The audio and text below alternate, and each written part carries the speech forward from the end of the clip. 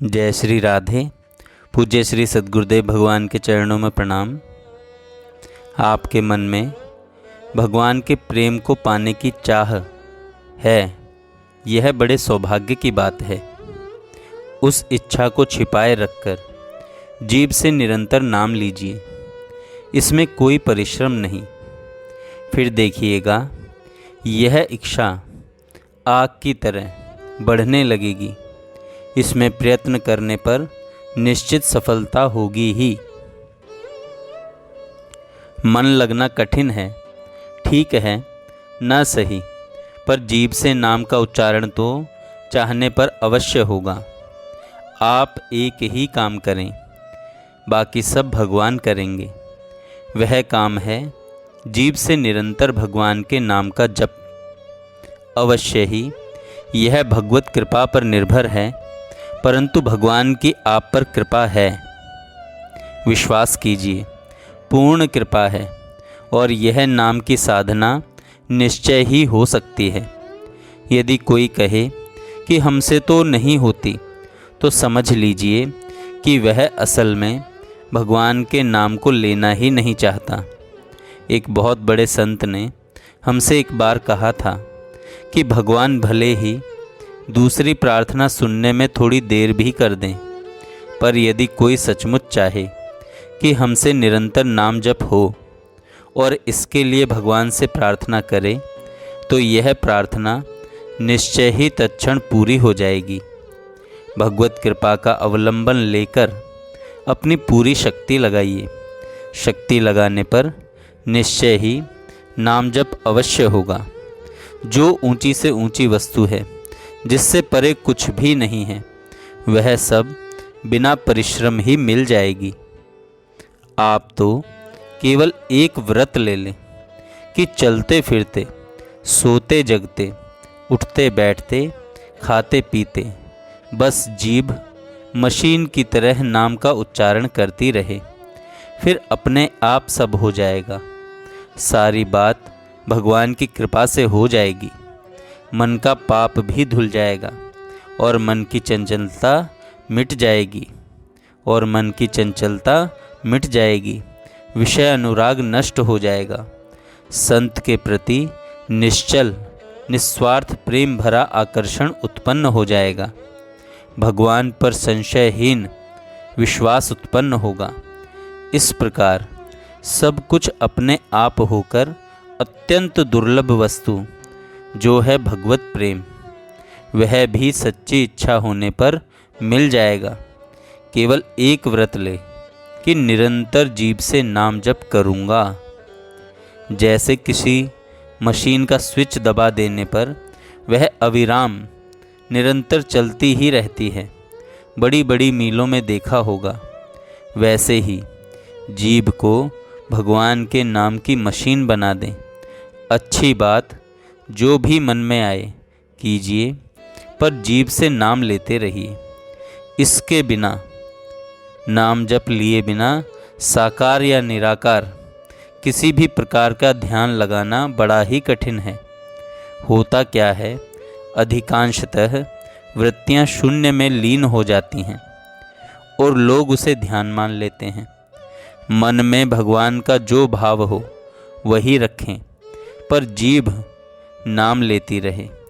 केवल एक नाम की शर्त पूरी कर दीजिए। खूब तत्परता से नित्य वस्तु में मन को डुबाइए, नहीं तो सच मानिए इतना पश्चाताप हो सकता है कि उसकी कोई सीमा नहीं है। बिल्कुल गांठ बांध कर रख लें। भगवान के नाम, रूप, गुण, लीला आदि के सिवा यदि मन कुछ भी चिंतन करता है, तो समझ लें कि घाटे का कोई हिसाब ही नहीं है। अभी पता नहीं लगता, अभी चेष्टा नहीं होती, पर इंद्रियां मरने के समय इतनी व्याकुल हो जाती हैं कि बिना अभ्यास भगवान में मन स्थिर होना बड़ा ही कठिन होता है।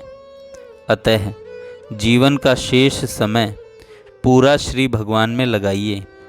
बड़ी तेजी से रास्ता काटिए, नहीं तो परिवार, धन, जन्म में कहीं मन फंसा रहा और मृत्यु हो गई तो जीवन बिल्कुल व्यर्थ ही हो गया समझिए। एक भगवान ही ऐसे हैं जिनको पकड़ लेने पर फिर कभी किसी भी अवस्था में तनिक भी दुख नहीं होता।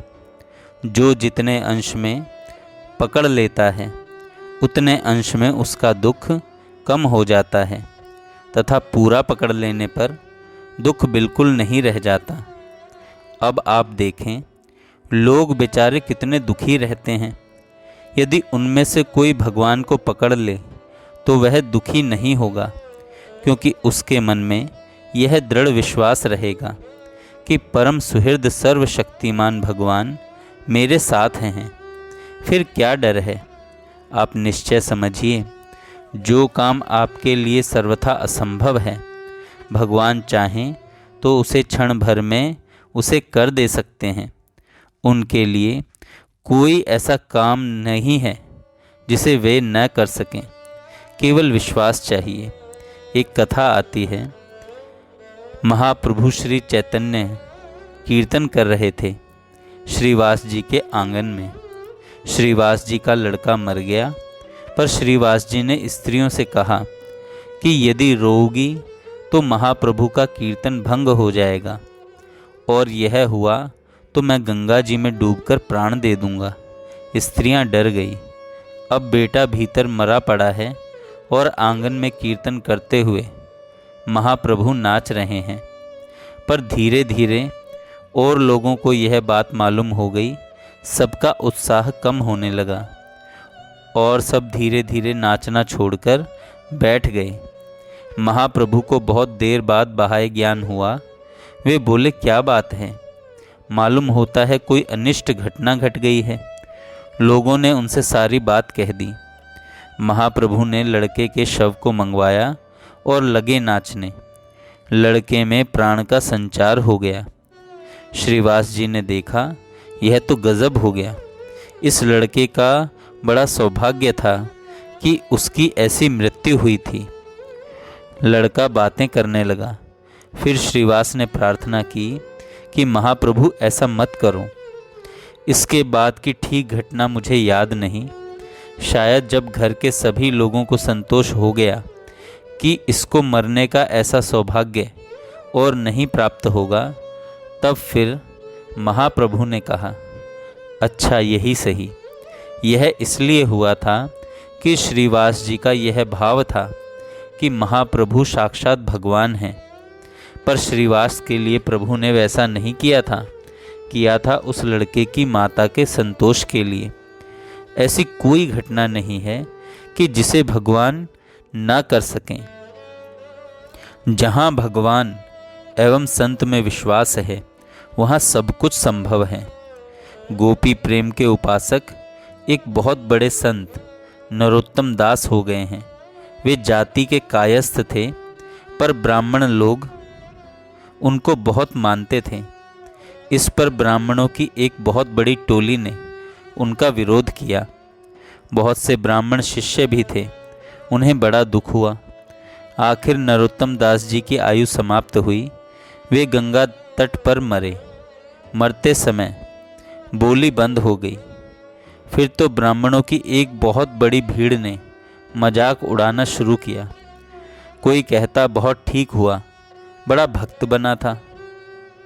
कोई कुछ कहता और कोई कुछ, उनका शरीर छूट गया।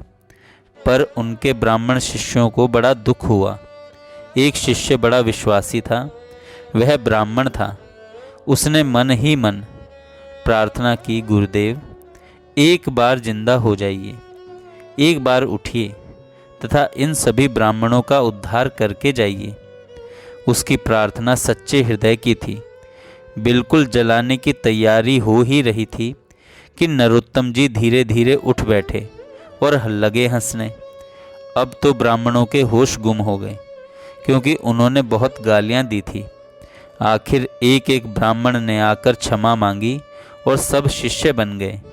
सब ने उनसे श्री कृष्ण मंत्र की दीक्षा ली। इसके बाद 7 दिन के लगभग वे जीते रहे। अंतिम दिन बोले, मुझे गंगा में ले चलो। गंगा में जाकर खड़े हुए शिष्यों से कहा, मेरा शरीर मलो। शिष्यों ने शरीर मलना शुरू किया। ऐसा मालूम हुआ मानो शरीर दूध का पुतला था, पानी में घुल गया। 4 चीजें हैं जो बिना श्रद्धा के भी काम देती हैं: नाम, धाम, लीला और संत। इसमें से किसी के साथ भी प्राणों की बाजी लगाकर जुड़ जाएं। नाम से जुड़ें तो ऐसा हो जाए कि प्राण छूटें पर भगवान का नाम नहीं छूटे। दूसरा, धाम से जुड़ें तो ऐसा जुड़ें कि चाहे बम बरसें, ब्रज रज पर ही प्राण छोड़ेंगे, यहाँ से बाहर नहीं जाएंगे। तीसरा, लीला से जुड़ें तो ऐसा जुड़ें कि इस जगत को बिल्कुल भूल जाए, यहाँ तक कि चर्म चक्षु से भी हर जगह भगवान की लीला ही लीला देखें। और चौथा है, संत से जुड़ें तो ऐसा कि प्राण रहते तो अलग नहीं होऊंगा, मुर्दा शरीर ही अलग होगा। ऐसा होने पर श्री प्रिया प्रियतम की कृपा प्रकट होती है। जय श्री राधे। जय श्री